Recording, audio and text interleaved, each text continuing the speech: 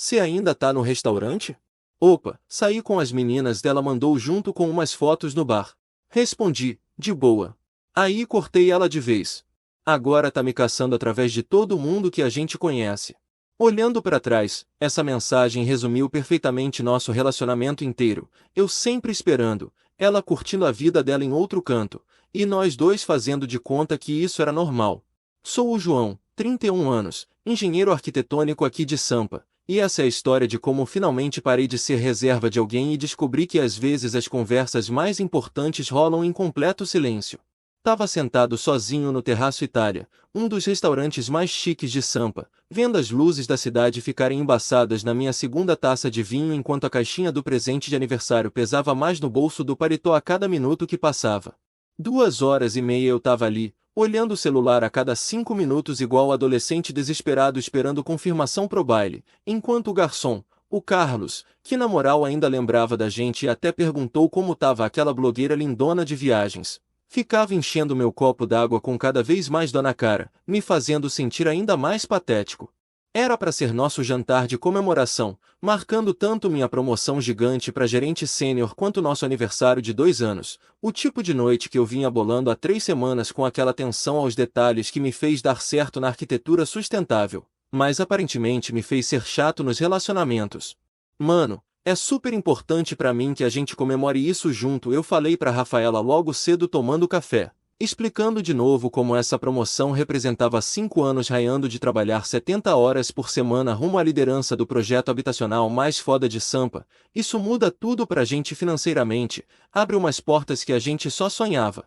Ela deu aquele sorriso radiante de blogueira, me beijou no rosto já pegando o celular pra capturar a luz dourada da manhã, e prometeu que ia estar lá linda demais porque estava orgulhosíssima do meu namorado genial e dedicado que merece todo o reconhecimento do mundo.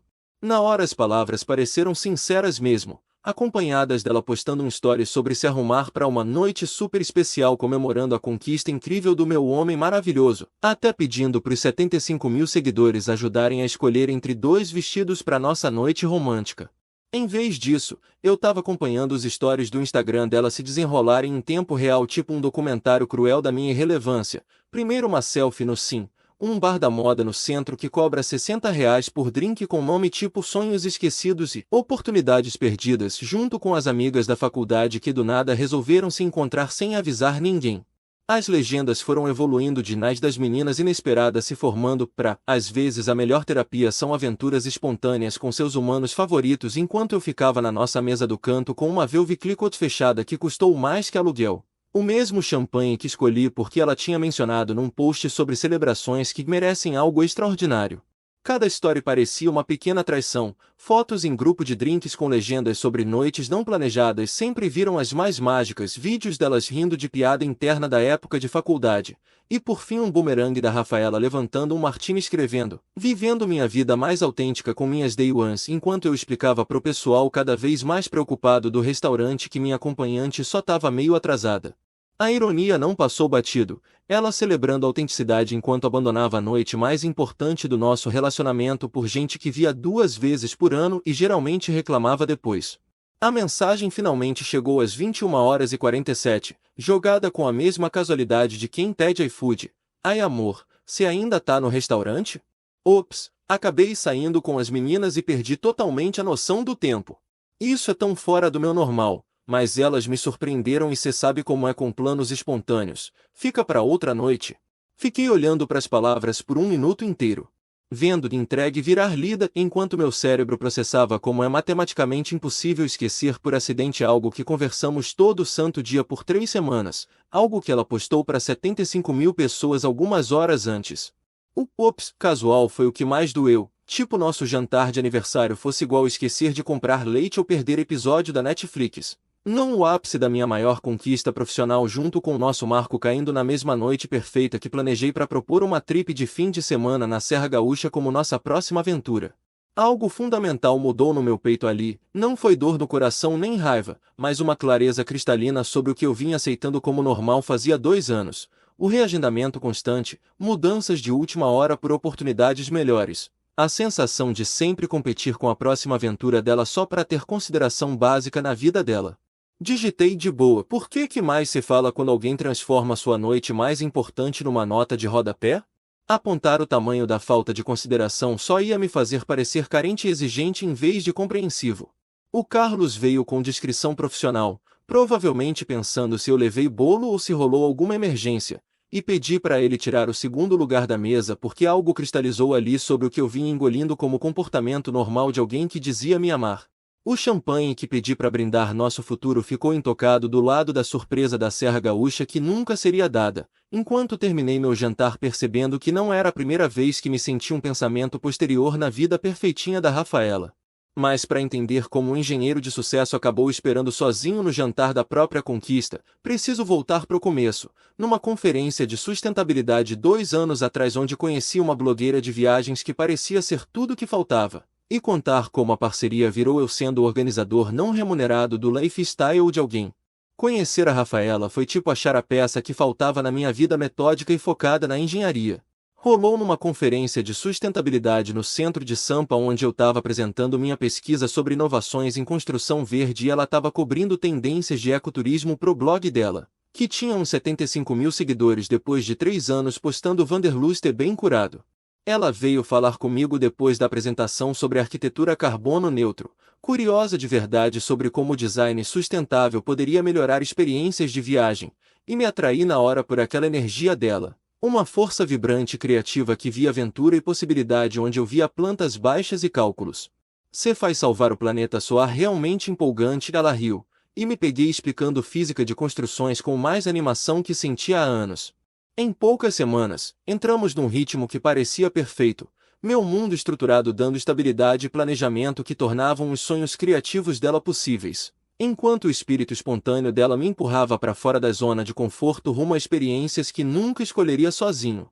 O primeiro ano foi mágico daquele jeito que opostos se atraem e se completam, eu cuidando da logística enquanto ela trazia imaginação para os nossos fins de semana. Ela inspirando meu trabalho com paixão ambiental enquanto eu dava base para as tendências dispersas dela com apoio prático e interesse genuíno na carreira de blogueira. Passava noites ajudando ela a pesquisar hotéis sustentáveis para os próximos artigos, calculando pegadas de carbono de várias rotas, e até aprendi técnicas básicas de fotografia para ajudar a capturar melhor conteúdo quando explorávamos os parques nacionais do Brasil juntos. Mas aos poucos, quase sem perceber, o equilíbrio mudou de parceria que se complementava para algo mais parecido com eu sendo a infraestrutura que sustentava a marca lifestyle dela.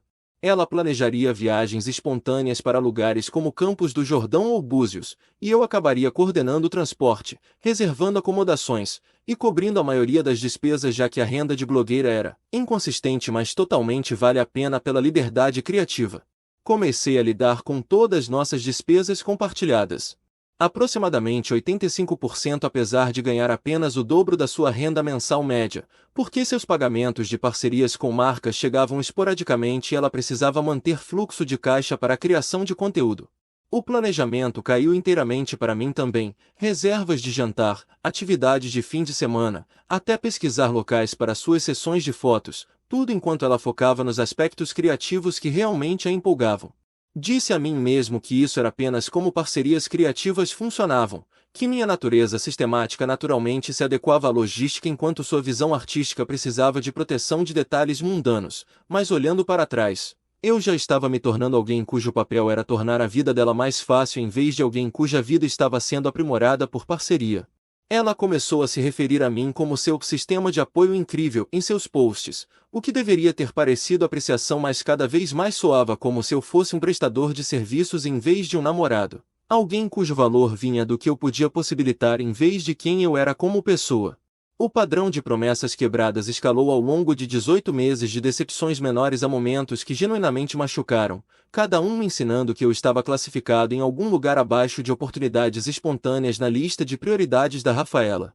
O primeiro grande golpe veio quando ela faltou à cerimônia anual de prêmios de arquitetura da minha empresa, onde eu estava recebendo reconhecimento por projetar o primeiro prédio de escritórios Net Zero de São Paulo. Um projeto que havia consumido 2 anos da minha vida e representava tudo pelo que eu havia trabalhado em design sustentável. "Estou tão animada para te ver sendo homenageado", ela havia dito enquanto me ajudava a escolher um terno, até postando sobre a grande noite do meu namorado brilhante com emojis de coração, mas 3 dias antes do evento. Ela anunciou que havia sido convidada para um retiro de bem-estar patrocinado em Campos do Jordão com algumas influenciadoras de lifestyle.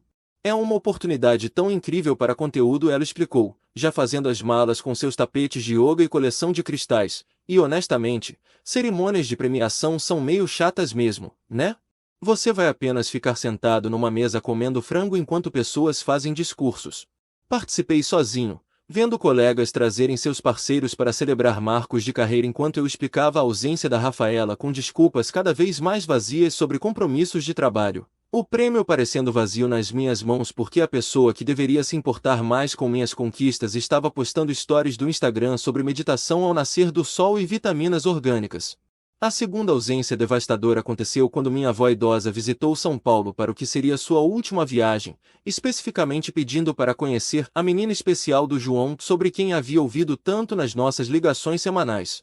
Mal posso esperar para conhecer a mulher que faz meu neto tão feliz, vovó havia dito, e eu planejei um jantar adorável no restaurante favorito dela, até pesquisando opções sem glúten para as restrições dietéticas da Rafaela.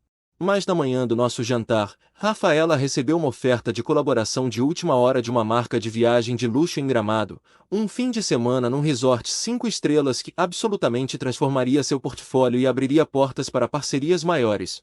Sentei do outro lado da minha avó confusa, explicando por que a cadeira ao meu lado estava vazia enquanto ela repetidamente perguntava se a Rafaela estava se sentindo bem. A decepção na sua voz fazendo meu peito apertar de vergonha por defender alguém que não conseguia priorizar uma única noite para a família. O abandono mais esmagador veio 6 meses depois quando meu pai faleceu repentinamente de um ataque cardíaco, e Rafaela perdeu o serviço memorial dele porque havia se comprometido com um retiro de desintoxicação digital, em alter do chão que ela disse que a ajudaria a se reconectar com sua voz autêntica como criadora. Mesmo quando liguei para ela chorando com a notícia.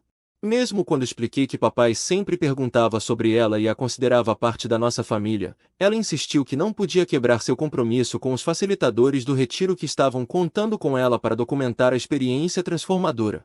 Enterrei meu pai cercado por família e amigos que todos notaram sua ausência gritante, suas perguntas cuidadosas sobre se ela estava bem, deixando claro que todos podiam ver o que eu estava tentando não reconhecer. Que eu estava sofrendo sozinho porque a pessoa que dizia me amar não conseguia interromper seu desenvolvimento de marca pessoal para minha crise familiar.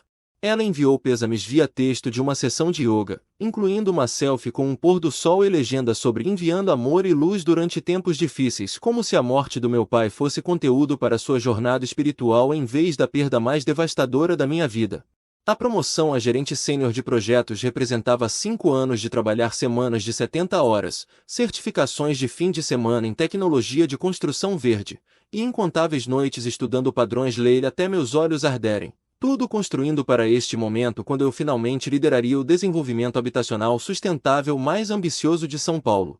O aumento salarial de R$ 120 mil significava que finalmente poderíamos nos dar ao luxo das viagens internacionais sobre as quais Rafaela constantemente falava para seu blog, o depósito de segurança num apartamento melhor, e talvez até começar a planejar o futuro que eu vinha silenciosamente esperando que construíssemos juntos. Escolhi especificamente o Terraço Itália para nossa celebração porque foi onde tivemos nosso primeiro encontro oficial 2 anos antes, a mesma mesa do canto onde ela me disse que eu era diferente de qualquer um que já conheceu, e onde eu primeiro comecei a imaginar como nossa vida poderia ser se ambos escolhêssemos construí-la juntos. Por 3 semanas, eu vinha lembrando à sobra a importância deste jantar, explicando como a promoção transformaria não apenas minha carreira mas toda a nossa paisagem financeira. Como significava que eu finalmente poderia apoiar seus sonhos de blog de viagens adequadamente enquanto construíamos algo estável embaixo da aventura. Isso é enorme para nós, eu havia dito repetidamente, muda tudo sobre o que podemos planejar para nosso futuro. Ela ficou genuinamente animada, postando conteúdo teaser sobre celebrar a conquista incrível do meu namorado incrivelmente dedicado e até pedindo para seus seguidores ajudarem a escolher entre 2 vestidos para nossa noite especial.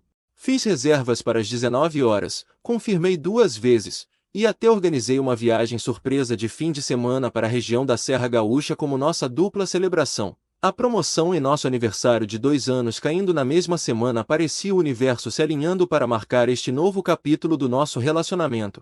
A viagem à Serra Gaúcha estava num envelope no bolso do meu paletó, junto com um pequeno presente que encomendei de um artista local, Uma ilustração personalizada do Skilline de São Paulo mostrando os prédios que ajudei a projetar, incluindo o escritório NetZero que lançou minha carreira rumo a esta promoção. Cheguei ao restaurante 15 minutos mais cedo, querendo que tudo fosse perfeito, e passei a primeira hora checando meu telefone ocasionalmente, assumindo que ela estava atrasada de uma sessão de fotos ou lidando com algum prazo de blog de última hora que sempre parecia aparecer quando tínhamos planos. Mas conforme 20 horas se tornou 20 horas e 30, depois 21 horas, comecei a assistir os stories do Instagram dela com crescente descrença. Primeiro uma selfie em algum bar da moda no centro com colegas de faculdade que aparentemente decidiram numa reunião improvisada, depois fotos em grupo de coquetéis com legendas sobre noites inesperadas das meninas sendo o melhor tipo de terapia, seguidas por vídeos delas rindo de alguma piada privada enquanto eu sentava sozinho na nossa mesa de aniversário com uma garrafa fechada de champanhe e nosso garçom fazendo conversa cada vez mais estranha sobre se minha companheira de jantar ainda estava vindo. Quando seu texto finalmente chegou às 21 horas e 47. Ai amor, você ainda está no restaurante? Ops, acabei saindo com as meninas e perdi a noção do tempo. Fica para outra. Olhei para essas palavras até elas borrarem, percebendo que o momento profissional mais importante da minha vida, combinado com nosso marco de relacionamento, havia sido completamente esquecido em favor de bebidas espontâneas com pessoas que ela via talvez 2 vezes por ano.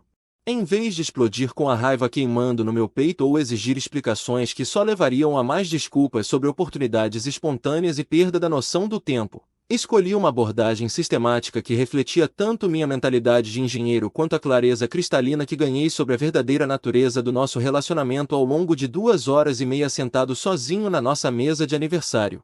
Na semana seguinte, enquanto Rafaela estava numa viagem de glamping patrocinada em Jalapão postando conteúdo do Instagram sobre se encontrar na Catedral da Natureza e se desconectar para se reconectar com seu eu autêntico, consegui um loft no bairro da Vila Madalena. Organizei mudadores profissionais para o domingo seguinte, e metodicamente comecei a me extrair de toda obrigação financeira compartilhada que acumulamos ao longo de 2 anos de eu subsidiar seu estilo de vida. Dei aviso ao meu senhorio, transferi as utilidades de volta para o nome da Rafaela, e fechei nossa conta conjunta que de alguma forma havia se tornado um funil unidirecional do meu salário para financiar sua criação de conteúdo de viagem e hábito de café gourmet. O processo foi estranhamente terapêutico, como debugar código ou revisar plantas arquitetônicas para falhas estruturais. Cada passo revelou o quanto da minha vida havia sido reorganizada em torno de tornar os sonhos dela possíveis enquanto minhas próprias necessidades se tornaram considerações secundárias. No sábado à noite, empacotei apenas meus pertences, roupas, livros, meu equipamento de desenho técnico, e o violão que mal havia tocado desde que começamos a namorar porque ela achava praticar meio repetitivo e distraído quando ela estava tentando criar conteúdo. Deixei para trás todos os móveis caros e eletrodomésticos de cozinha que comprei ao longo dos meses, em parte porque não queria o aborrecimento de mudá-los, mas principalmente porque haviam se tornado adereços para seus posts de lifestyle em vez de coisas que faziam nosso espaço compartilhado parecer um lar. A máquina de café italiano que comprei para sua rotina matinal, a mesa de jantar de designer onde ela organizava suas fotos de café da manhã saudável, o sofá de couro vintage que aparecia na metade dos seus posts patrocinados. Tudo ficou para trás como vestígios da vida de outra pessoa que eu de alguma forma vinha financiando sem perceber. Domingo à noite, depois que os mudadores eficientemente transferiram minha coleção surpreendentemente pequena de posses pessoais para meu novo loft na Vila Madalena, deixei um bilhete breve no balcão da nossa cozinha ao lado das minhas chaves. Rafaela. Me mudei e encerrei nossos compromissos compartilhados. Finalmente entendo que amor não deveria parecer esperar alguém se lembrar que você existe. Espero que você encontre alguém cuja companhia você prefere a noites espontâneas das meninas. Não estarei disponível para descobrir. João. Sem confronto dramático, sem lista itemizada de queixas, sem demandas por explicações ou desculpas. Apenas uma conclusão limpa e definitiva para o que havia gradualmente se tornado um arranjo comercial onde eu fornecia estabilidade financeira e apoio logístico enquanto ela fornecia conteúdo para sua marca pessoal e companhia ocasional quando nada mais interessante estava disponível.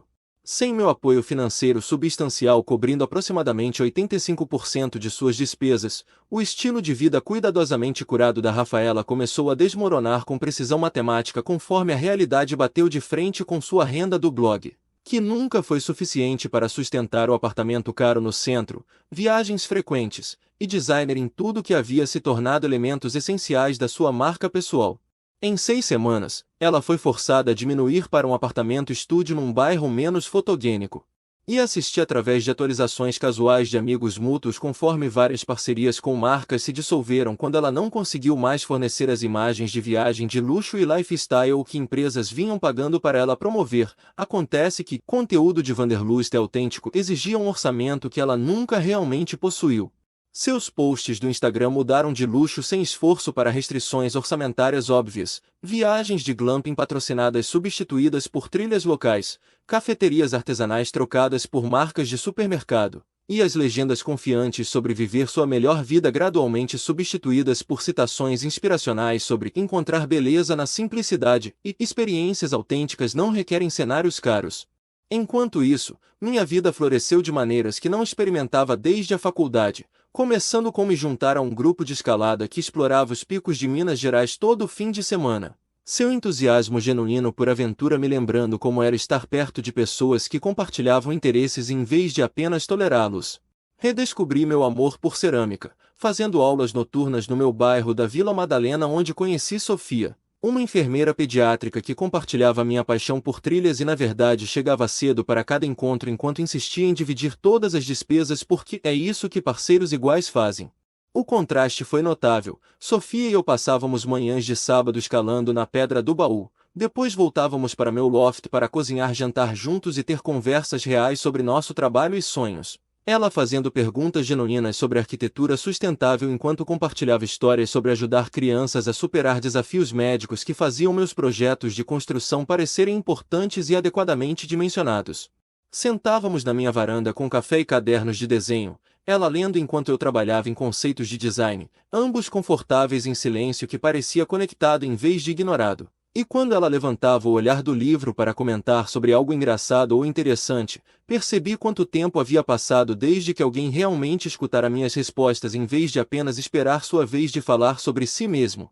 Nosso relacionamento se desenvolveu naturalmente em torno de valores compartilhados e respeito mútuo em vez de eu reorganizar minha vida para acomodar a necessidade de alguém por entretenimento constante e apoio financeiro. Sofia celebrou minhas conquistas profissionais com orgulho genuíno, fez perguntas reflexivas sobre meus projetos, e até ajudou a pesquisar materiais de construção sustentável para meu desenvolvimento habitacional porque achou o impacto ambiental genuinamente interessante em vez de apenas algo para tolerar sobre minha personalidade. Quando ela sugeriu viagens de fim de semana, vinha com pesquisa sobre trilhas e acomodações econômicas, contribuindo com suas próprias ideias e dividindo custos porque queria construir experiências juntos em vez de tê-las fornecidas para seu consumo e documentação de mídia social.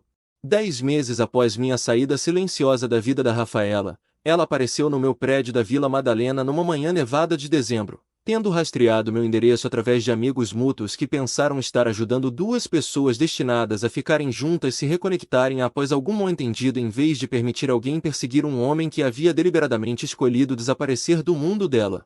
A avistei através das janelas industriais do meu loft, parada no lobby parecendo visivelmente diferente da blogueira de lifestyle polida que namorei, menos curada, mais vulnerável. Usando roupas de inverno simples em vez dos trajes cuidadosamente coordenados que costumavam servir como conteúdo para seus posts de viagem. Seu cabelo desarrumado e seu rosto sem maquiagem de uma forma que poderia ter sido refrescante se não representasse obviamente desespero em vez de escolha autêntica. Quando ela chamou através do sistema de interfone do prédio, sua voz carregava uma qualidade trêmula que nunca havia ouvido antes, e apesar de todo o instinto me dizendo para ignorá-la inteiramente, permiti sua entrada porque alguma parte de mim precisava ouvir que possível justificativa ela poderia oferecer por me rastrear depois que deixei minha posição abundantemente clara através da minha completa ausência da vida dela. Ela bateu suavemente, quase hesitantemente, e quando abri a porta, seus olhos imediatamente varreram meu loft com óbvia surpresa, a roda de cerâmica no canto, equipamento de escalada organizado em prateleiras feitas sob medida, desenhos arquitetônicos espalhados por uma mesa de desenho, e os livros de enfermagem da Sofia empilhados na mesa de café, tudo representando uma vida que claramente havia florescido sem sua presença de maneiras que ela nunca imaginou possíveis. João, Sei que não tenho direito de estar aqui, ela começou, seu tom soando ensaiado mas desesperado, mas estive em terapia por 6 meses trabalhando através dos meus problemas de compromisso e finalmente entendendo como fui egoísta. Como te dei como garantido e destruí algo lindo porque estava com medo de quão real estava ficando. Ela falou sobre reconhecer padrões de autossabotagem, sobre aprender a priorizar relacionamentos, sobre oportunidades de carreira, sobre perceber que aventuras espontâneas não significavam nada sem alguém significativo para compartilhá-las. E sobre entender que havia jogado fora sua melhor chance de parceria genuína pela ilusão de liberdade que a deixou mais solitária do que jamais imaginou possível. Quando finalmente perguntou se havia alguma chance de reconciliação, se poderíamos talvez começar devagar como amigos e reconstruir o que perdemos. Olhei para esta mulher que uma vez me fez sentir como se nunca fosse importante o suficiente para priorizar e senti apenas a satisfação calma de alguém que aprendeu seu próprio valor. Rafaela, aprecio que você tenha estado trabalhando em si mesma, e genuinamente espero que a terapia ajude a construir relacionamentos melhores no futuro, eu disse, minha voz firme e gentil mas absolutamente final. Mas você não apenas esqueceu nosso jantar de aniversário, você me mostrou que eu não era importante o suficiente para lembrar, e isso não é algo que terapia pode consertar porque não foi um erro, foi uma escolha, e agora eu também escolhi diferente. A conversa terminou com ela chorando no lobby do meu prédio enquanto eu sentia apenas alívio e gratidão por finalmente entender que me amar significava recusar retornar a uma dinâmica que havia sistematicamente corroído minha autoestima. Não importa o quanto alguém poderia alegar ter mudado depois de perder acesso ao que eu havia fornecido.